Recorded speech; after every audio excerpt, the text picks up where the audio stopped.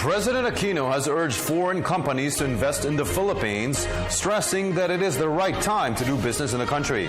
The president made the pitch in his message at the opening of the APEC CEO Summit.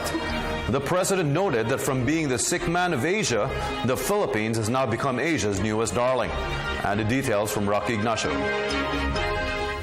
President Aquino presented the Philippines' potentials for more investments. The president said this at the APEC CEO Summit, the Asia-Pacific premier business event that provides opportunities for business executives.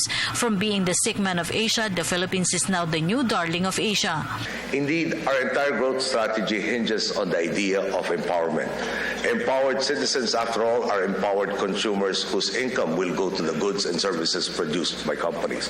The end result, instead of having many big fish in a very small pond, we are moving our economic ecosystem into a bigger pond where everybody can grow and reach their full potential.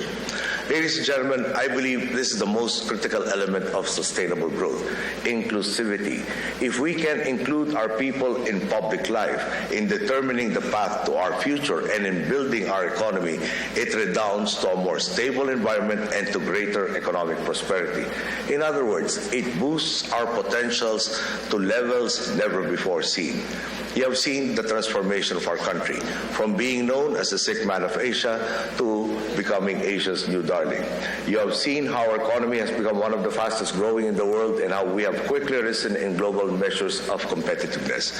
You may have even noticed the change in our people's attitude, from being apathetic to perhaps being a little too demanding, which we believe to be healthy in a democracy, since it gives government motivation to be even more efficient. President Aquino introduced the country's economic transformation by enhancing the educational system as well as the anti-poverty program like the Conditional Cash Transfer or CCT. He added that the government implemented measures to ensure that public funds will be spent wisely. Video clips of beneficiaries are presented to APEC economic leaders.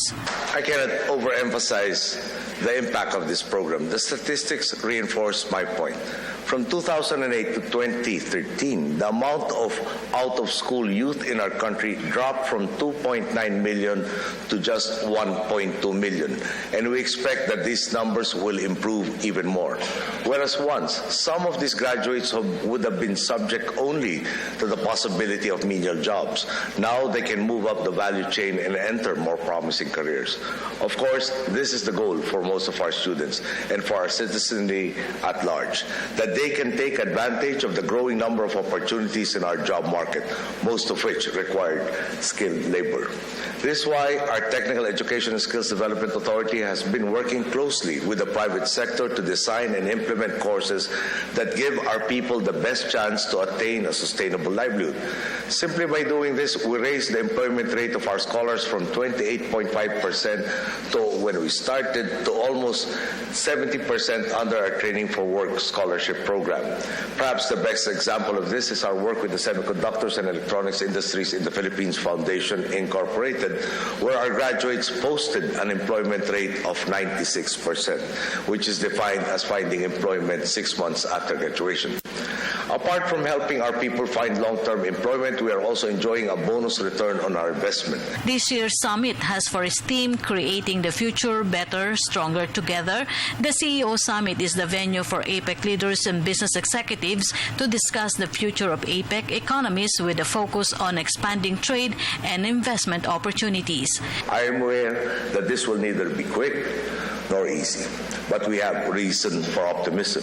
The more that people gain the first freedom, which is freedom from hunger, we set an environment that nurtures the growth of all the other freedoms. The leaders of our economies have gathered here under the banner of building inclusive economies, and by so doing, building an inclusive world.